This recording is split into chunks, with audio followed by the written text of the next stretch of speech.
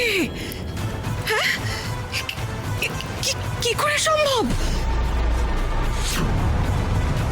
আমাদের মেয়ে বন্যি?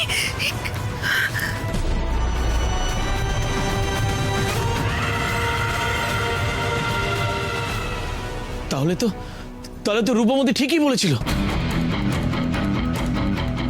এই আমাদের মেয়ে নয়, এ রাক্ষসী। রাক্ষসী আমায় যখন চিনে ফেললি তোরা, তখন তোদের সবার সামনে এই অগ্নি চিহ্ন কুমারকে চিবিয়ে খেয়ে আমি অমর হব।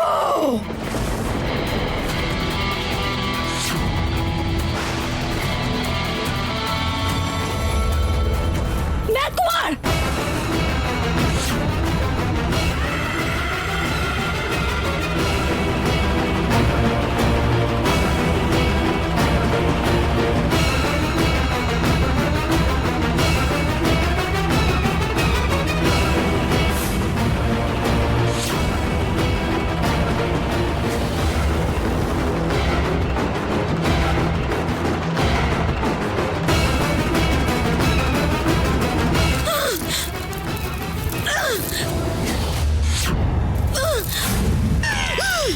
পারবি না, আমার গায়ে একটাও আঁচড় কাটতে পারবি না তোরা। দেবদত্তকে শেষ করে তোদেরও মেরে খাবো আমি।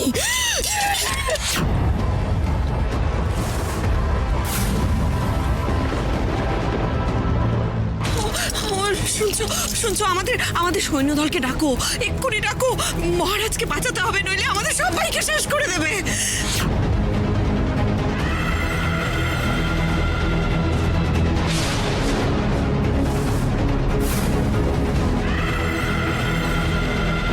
কি করব আমি?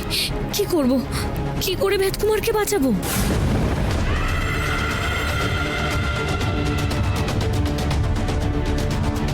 রূপমতি, দেখো, এদিকে দেখো।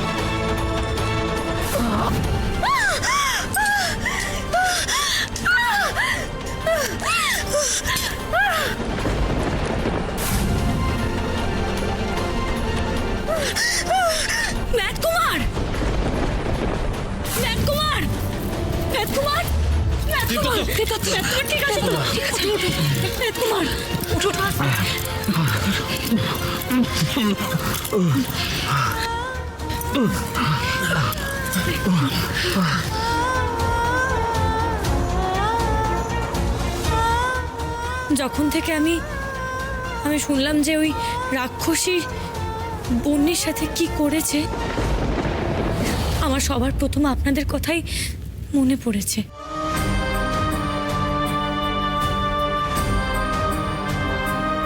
আমি হয়তো আপনাদের মেয়েকে ফিরিয়ে আনতে পারবো না, কিন্তু আমাকে যদি নিজের মেয়ে বলে মনে করেন, আমি আজীবন সন্তানের দায়িত্ব পালন করব।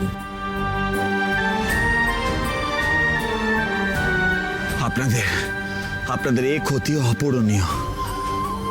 বন্যির সঙ্গে এত বড় অঘটন ঘটে গেল, আমরা কেউ টেরও পাইনি।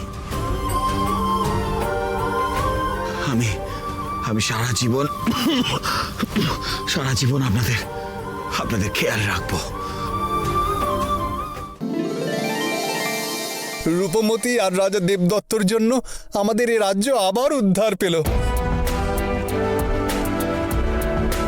সবাই এখন বিপদমুক্ত, আর কোনো বিপদ নেই।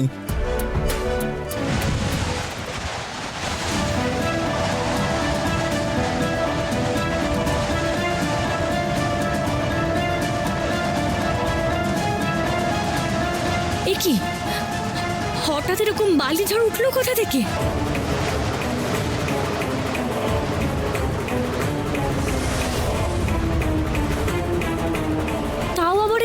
ভেতর থেকে?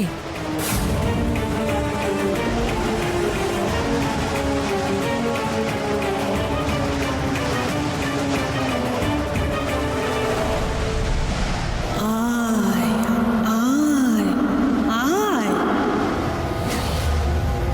আমি অপেক্ষা করছি তোর জন্য, তাড়াতাড়ি আয়।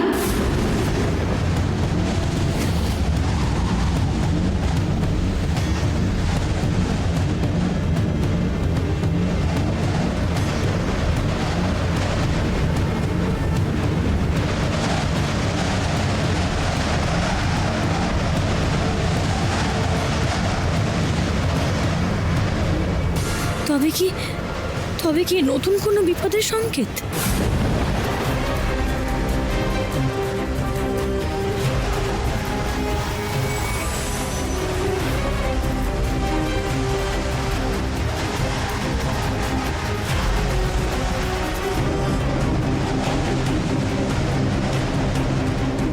এখানে কি করে চলে এলাম আমরা?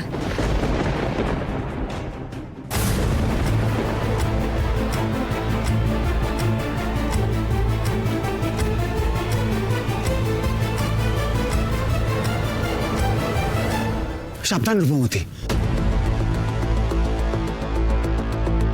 ওই দর্পণগুলোর বেশি কাছে যেও না, আবার কোন বিপদ হবে কে জানে।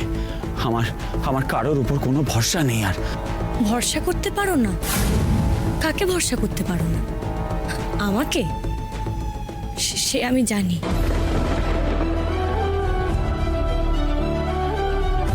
বন্নির কথায় তো খুব ভরসা করতে বলো। আমি আবার কখন বন্নির উপর ভরসা করলাম? তুমি তো বন্নির সঙ্গে আমার বিয়ে দেওয়ার জন্য উঠে পড়ে লেগেছিলে, আর আমি কিন্তু সবার সামনে বলেছি রাজকুমারী বিনা দোষে কাউকে হত্যা করার কথা ভাবতেও পারে না।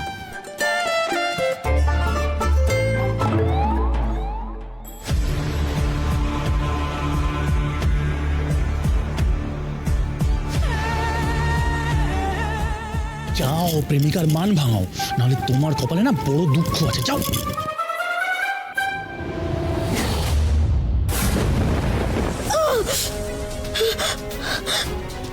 বাবা, দেখবো কি করে?